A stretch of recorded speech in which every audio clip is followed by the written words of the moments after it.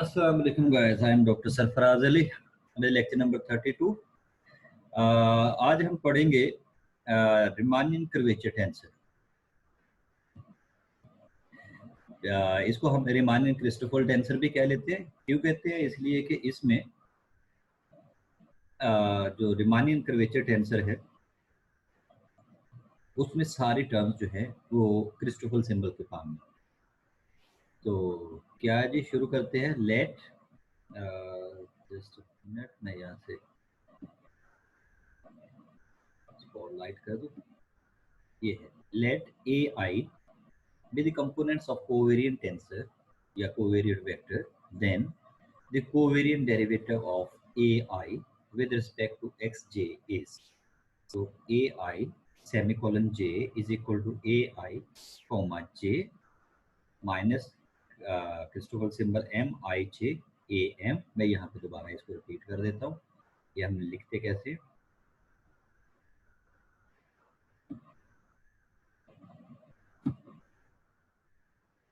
यहाँ पे ये जो टर्म है एक्चुअली हमने लिखा, मैं ये क्रिस्टोफल सिंबल जो है वैसे तो ये आइडिया हो जाएगा आपको। A I semicolon J is equal to A I comma J minus Christoffel symbol M I J A M. अगर फॉर एग्जांपल हम ये कंट्रावेरिएट की बात कर रहे होते तो ए आई, मैं सेकंड वाले के फॉर्म लिख रहा हूँ, semicolon J is equal to, इसको हम कैसे लिखते? ए आई कोमा जे, ये कोवेरिएट में नेगेटिव है, कंट्रावेरिएट में पॉजिटिव आ जाएगा, प्लस क्रिस्टोफल सिंबल ए, यहाँ पे ये जो हमारे पास ये एम आई था, ये आगे हम यहाँ पे ये शिफ्ट कर देते हैं। तो यहाँ पे हमारे पास कोई भी नया पैरामीटर में या इंडेक्स जो है एम कर देता हूँ। तो ये एम आपने यहाँ पे इसके साथ कॉन्ट्रैक्ट कर दिया, बाकी ये जे आ गया। तो ये आपके पास कोवेरिएंट डेरिवेटिव होगा। आपने कोवेरिएंट डेरिवेटिव जो है, अगर हम कंट्रावेरिएंट वेक्टर यूज कर रहे हो तो ये इस फॉर्म में लिखा जा सकता है। अब हम कोवेरिएंट वेक्टर ही यूज कर रहे हैं तो इसमें ये नेगेटिव आ गया। ये आपके पास लिखने का तरीका होगा, आप इसको इजीली सॉल्व कर सकते हैं। ओके जी, नेक्स्ट है now A I semicolon J is covariant tensor of order 2। यहाँ पे देखिएगा ये जो है आपके पास वेक्टर जो दिया हुआ है ए आई जो है, इसका जब हम डेरिवेटिव लेते हैं, वैसे भी हम टेंसर में पढ़ चुके हैं कि किसी भी वेक्टर का या किसी भी टेंसर का जब हम डेरिवेटिव लेंगे तो उसका आर्डर एक इंक्रीज हो जाएगा। तो कोवेरिएंट डेरिवेटिव लिया, फिर भी एक आर्डर इसका इंक्रीज हो गया। तो यहाँ पे इंडेक्स आपके पास 2 बन जाएगा, is a covariant tensor of order 2। Let us denoted it by B I J. तो हम इसको नई नोटेशन दे देते हैं, ए आई जे को हम बी आई जे कह देते हैं। क्यों कह रहे हैं कि हम यहाँ पे ये सेमी कोलन को सॉल्व नहीं करना चाह रहे, हम कहते हैं ये सेमी कोलन के बजाय ये जो टर्म है ये हम बी आई जे लिख लें। Applying the operation of covariant differentiation on ai semicolon j is equal to, हुई क्या? अब हमने एक्चुअली करनी थी डबल, ये A I semicolon J semicolon K is equal to B I J semicolon K. तो हम इसकी जगह पे इस ए आई सेमिकोलन जे की जगह पे बी आई जे लिख देते हैं। तो हमने यहाँ पे बी आई जे सेमिकोलन के लिख दिया। एक्चुअली ये जो टर्म लिखी है ये वाले टर्म है, हम अब इसका लेना चाह रहे हैं। तो अभी इसका जो कोवेरिएंट डेरिवेटिव लेना है, यहाँ पे हमने विजुअल नहीं है अभी। तो अब इसका ये जो हमारे पास सेकंड ऑर्डर बन गया, ये जो बी है ये हमारे पास टेंसर आ जाएगा रैंक 2 का, ऑर्डर 2 का।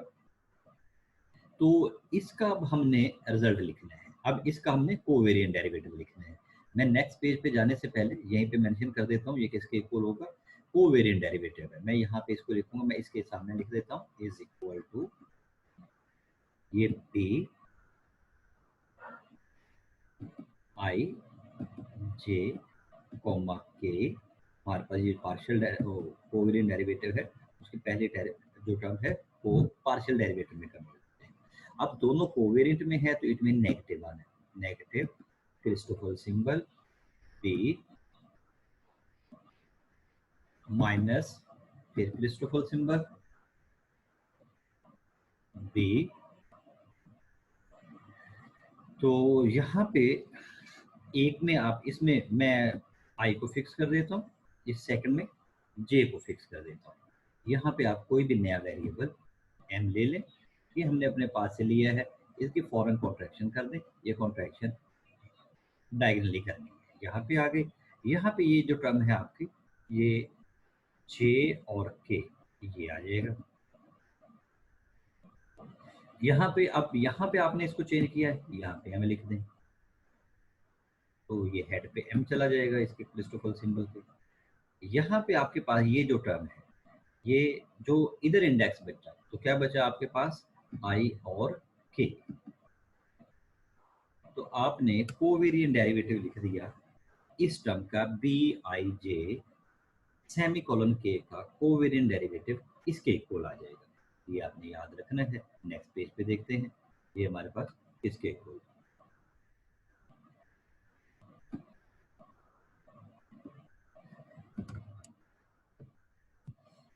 तो देखिएगा यही लिखा गया है जी, इज इक्वल टू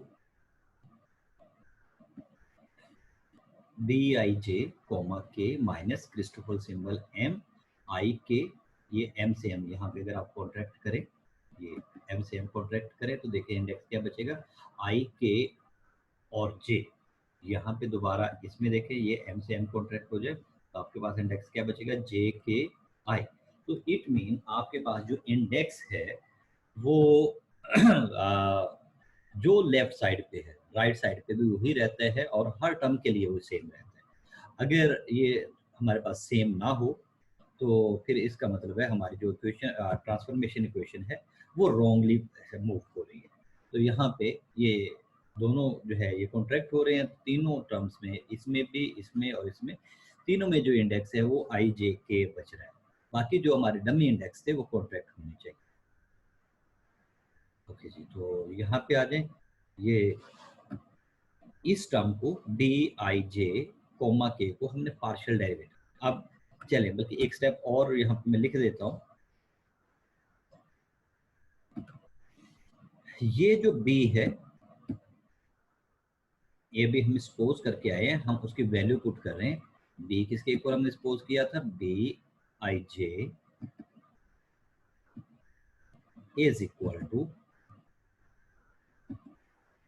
ए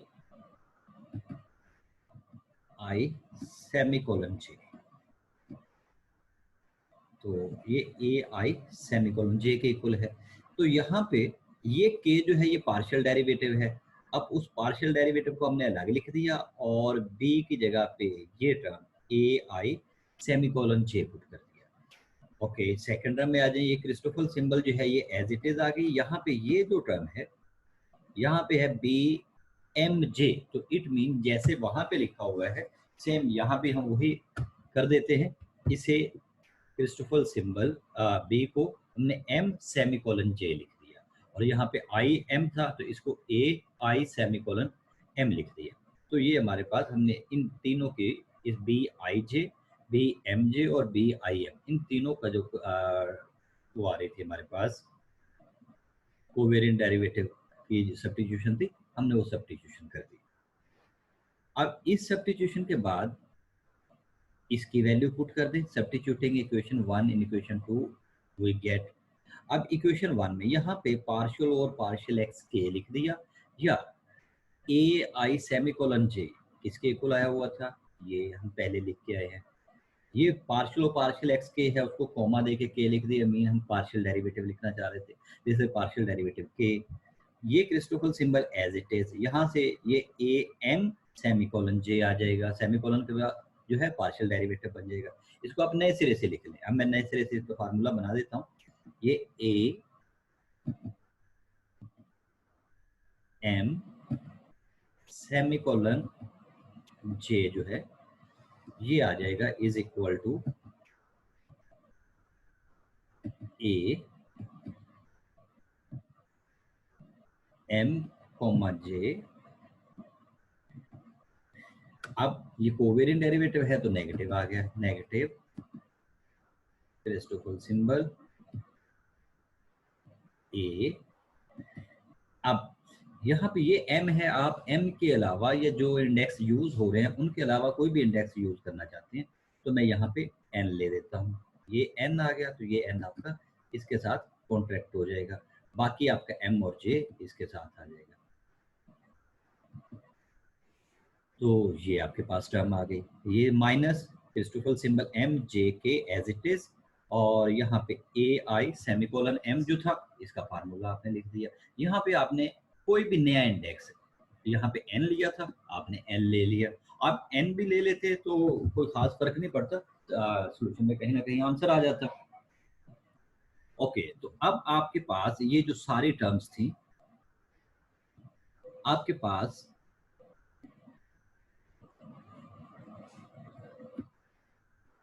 आप इन टर्म्स को अंदर अप्लाई कर दें। यहाँ पे ये जो सेमीकोलन है, सॉरी पार्शियल डेरिवेटिव है, ये पार्शियल डेरिवेटिव इस टर्म का भी है और इन दो टर्म्स का भी है। पहले टर्म का आपने एज इट इज लिख दिया माइनस, अब यहाँ पे ये प्रोडक्ट रूल अप्लाई हुआ।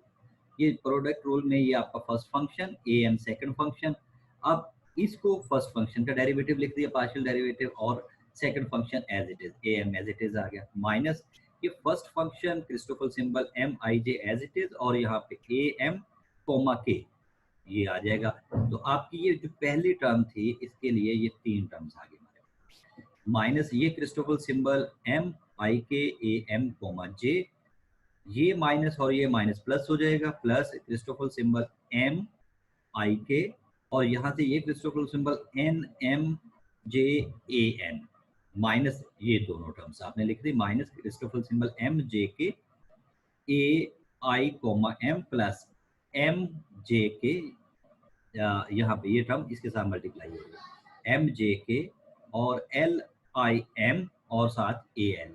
तो ये हमारे पास एक टर्म बन गई। मैं यहाँ पे लेफ्ट साइड लिख देता हूँ, हमारे पास जो लेफ्ट साइड आई है, लेफ्ट साइड आ गई ए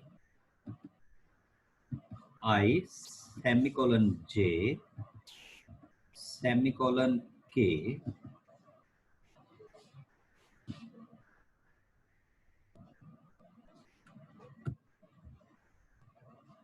ए आई सेमीकोलन जे सेमीकोलन के इज इक्वल टू, ये 7 टर्म्स आ गए।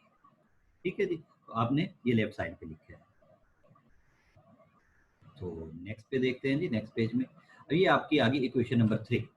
अब नेक्स्ट में हम इसका ऑर्डर चेंज कर देते हैं, इंटरचेंजिंग जे एंड के इन इक्वेशन 3। अभी जो हमारी ये इक्वेशन जो आई हुई है, ये जो इक्वेशन 3 आई है, इसमें जे और के को हम इंटरचेंज करें।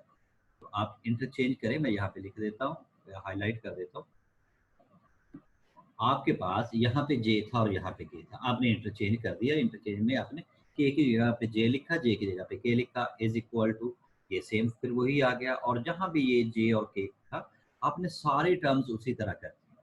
आप अब क्या करते हैं जी, subtracting equation 4 from equation 3 we get, क्या आएगा, लेफ्ट साइड पे आ गया A I semicolon J semicolon K minus A I semicolon K semicolon J is equal to, अब आप इन दोनों का डिफरेंस फाइंड कर रहे हैं।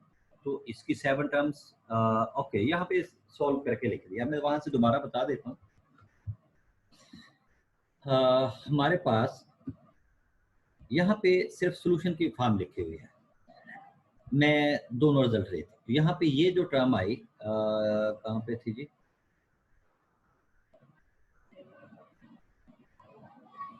ये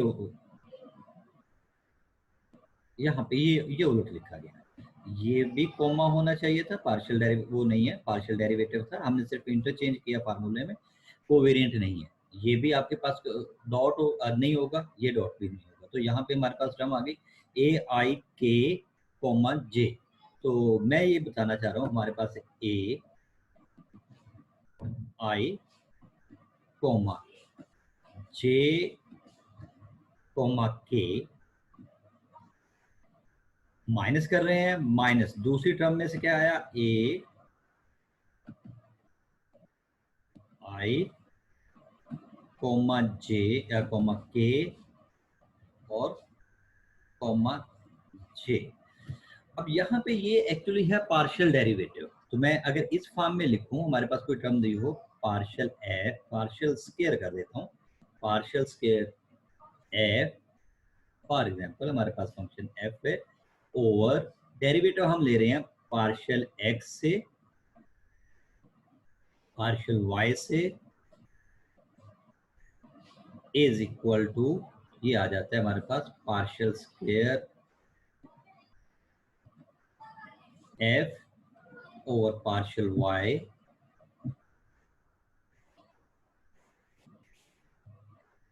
पार्शियल एक्स।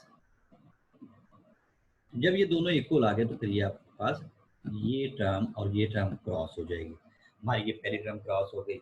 अब बाकी के साथ भी सेम वही केस है, आपकी ये कुछ टर्म्स क्रॉस हो जाएंगे, बाकी रिमेनिंग में ये बचेंगे। चेक कर लेते हैं, मैं एक दफा दोबारा कर देता हूँ। आपके पास यहाँ पे मैं रिमेनिंग टर्म देखना चाहूंगा। हमारे पास रिमेनिंग में एक तो ये पहले नंबर पे ए एम और ए एन, ये एन वाली टर्म बचती है, यहाँ से एम ये टर्म बचनी चाहिए और एक टर्म ये बचनी चाहिए, बाकी सारी हमारी क्रॉस हो जाएगी। सेम उसमें भी वही है, ये आपके बाकी टर्म्स क्रॉस होके ये 4 बच गई। आप दोनों एक स्लाइड पे लिख के या एक पेज पे लिख के सॉल्व करेंगे तो आपका आंसर आ जाएगा। अब यहाँ पे आ जाते हैं, इसमें ये जो आप माइनस कर रहे हैं is equal to A M और ये दो टर्म्स में एन बचा, ये एल वाली टर्म भी बच सकती है। तो फॉर एग्जांपल हमने एन वाली टर्म बचा ली है, तो उसके मुताबिक यहाँ पे देखिए हम यहाँ पे ये जो एन और ये देखें जी, ये है partial Christoffel symbol N I K comma J A M, ये हमारी पहली टर्म आ गई। ये दूसरी टर्म आ गई minus M I J comma के ए एम माइनस। अब यहाँ पे ओके, यहाँ पे ये एक हमें इंटरचेंज कर लेना चाहिए था, यहाँ पे हमने इंटरचेंज किया एम और एन को। अब के यहाँ पे ये टर्म बन गई, ये इस रिजल्ट में इन दोनों में हम m और n को इंटरचेंज कर देते हैं। लिखा नहीं है, मैं इस तरह लिख देता हूँ। लास्ट टू टर्म्स में हम m और n को इंटरचेंज कर देते हैं, तो ये m n बन जाए और n m बन जाए। क्यों कर देते हैं कि ये हमारे पास डमी इंडेक्स है और डमी इंडेक्स आप अपनी मर्जी से इंटरचेंज कर सकते हैं। तो डमी इंडेक्स में यहाँ पे ये m इस n के साथ इंटरचेंज हुआ, तो ये n इस पे आ गया, m इधर आ गया, तो ये m और n इस सारे टर्म में से यहाँ पे देखिए ए एम आपके पास कॉमन है, ये ए एम कॉमन आ गया, तो बाकी ये जो अंदर टर्म बची, ये टर्म जो बची इसको हम कहते हैं, ये यहाँ पे लिखिए where are M I J K is equal to Christoffel symbol M I K comma J minus M I J comma K plus N I K partial M N J minus this one. ये जो term है इस सारे term को हम कहते हैं Riemann curvature tensor या रीमान क्रिस्टोफर टेंसर।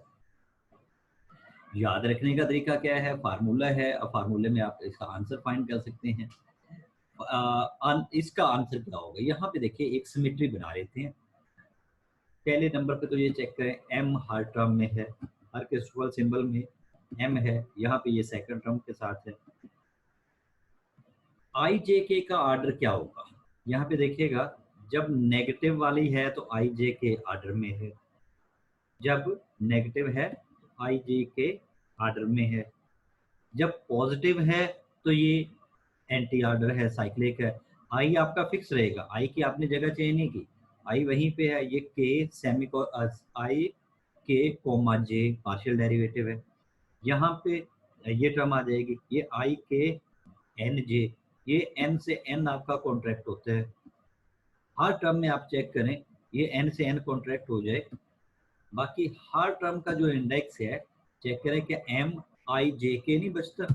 तो ये आपके पास याद रखने का तरीका होगा। इक्वेशन नंबर 6 जो है हमारी, ये इक्वेशन को हम कहते हैं रीमान कर्वेचर टेंसर। तो रीमान कर्वेचर टेंसर हमारे पास आ गया जी। अब इसी की एक असाइनमेंट है। असाइनमेंट क्या है, सिंपल क्वेश्चन है, जैसे हमने वो पहला सॉल्व किया। यहाँ पे हमने लिया था कोवेरिएंट टेंसर, हमने कोवेरिएंट लिया तो हमारे पास ये आंसर आया। अब यहाँ पे जो क्वेश्चन दिया हुआ है असाइनमेंट के तौर पे दिया है वो लिखा है find the Riemann Christoffel tensor for contravariant tensor A I. हम इसका कंट्रावेरिएंट टेंसर फाइंड करें, कंट्रावेरिएंट टेंसर लेके सेम यही फार्मूला प्रूव करें। यहाँ पे मैं एक एमसीक्यू का क्वेश्चन बना देता हूँ। ये मैं सारी ड्रैग कर देता हूँ। इसका जब हम इसको कह रहे हैं ये हमारे पास रीमान क्रिस्टोफर टेंसर है, जब टेंसर है तो इस मीन ये लॉ ऑफ ट्रांसफॉर्मेशन को ओबे करता होगा। अगर ये लॉ ऑफ ट्रांसफॉर्मेशन को ओबे करता है तो फिर इसकी ट्रांसफॉर्मेशन किस तरह की हो सकती है, तो मैं इसकी ट्रांसफॉर्मेशन लिखने की कोशिश करूंगा। मैं ये कह देता हूँ फॉर एग्जांपल हमारे पास लेफ्ट साइड पे हम बार वाली टर्म ले लेते हैं और राइट साइड पे यही टर्म मैं लिख देता हूँ, ये आर, मैं सेम वही लिख रहा हूँ एम आई जे के। तो यहाँ पे हमने बार लिया है तो ये यहाँ पे सारा इंडेक्स डिफरेंट हो जाना चाहिए। तो मैं इसे एन पी क्यू आर ये टर्म ले लेते हैं और यहाँ पे सब पे बार लिख देते हैं, यहाँ पे बार लिख देते हैं। तो यहाँ पे आप देखिएगा आपके पास डेल्टाज कितने आएंगे, जितना इंडेक्स है उतने डेल्टा आ जाएंगे। तो 4 इंडेक्स है, 4 डेल्टाज आ जाएंगे। अब 4 डेल्टाज में आप सबसे पहले ये जो राइट साइड है ये आपके पास बचनी चाहिए। मैं n लिखा है तो ये मेरे पास ऊपर n बार आ गया, दूसरे पे p बार, ये आ जाएगा q बार, यहाँ पे आ जाएगा r पे बार लिख देते हैं। अब बाकी ये जो टर्म है ये इसी तरह कॉन्ट्रैक्ट होना चाहिए। ये m है, मैं पहले के नीचे लिख देता हूँ m, यहाँ पे i, ये j और ये k, ये आप इसकी ट्रांसफॉर्मेशन कर देते हैं। तो ट्रांसफॉर्मेशन आप जानते हैं किसके फुल है, ये क्या है। तो ये एमसीक्यूज का क्वेश्चन है, एमसीक्यूज बन सकता है इसमें कि आपसे इसकी ट्रांसफॉर्मेशन पूछी जा सकती है। आई होप कि आपको समझ आएगी। ये अच्छा खासा क्वेश्चन है। इस क्वेश्चन को हम इस फॉर्म में भी लिख लेते हैं, डेल, मैं यहाँ पे आई जे माइनस डेल जे आई, और यहाँ पे आप कोई भी वेक्टर लिख ले, मैं ए की बजाय वेक्टर बी लिख देता हूँ। तो नोटेशन इसकी ये भी हो सकती है, बी, ये आई जे लिया है तो यहाँ पे भी ये के ले लें, अगर वहाँ पे आई जे ले लिया, यहाँ पे कोई भी और आ जाएगा। तो इसका आप जब सॉल्व करते हैं तो ये आपको रीमान कर्वेचर टेंसर आ जाता है। ये आपने खुद से करना है कि आप कंट्रावेरिएंट वेक्टर लें तो फिर सॉल्व करें। ठीक है जी, आई थिंक आपको समझ आई होगी इसकी।